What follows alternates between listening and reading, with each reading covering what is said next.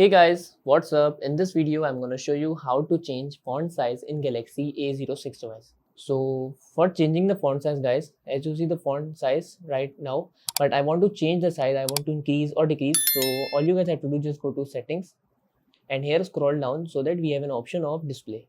Just tap on display guys. After that, just scroll down and as you see, we have an option of font size and style.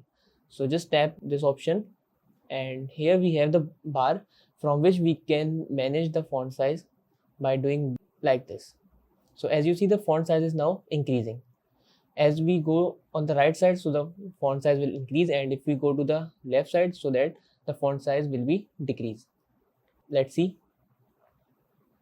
Now go back, and as you see, the font size is now completely different and increased. So that's how we can change font size in Galaxy A06 device. That's it about the video.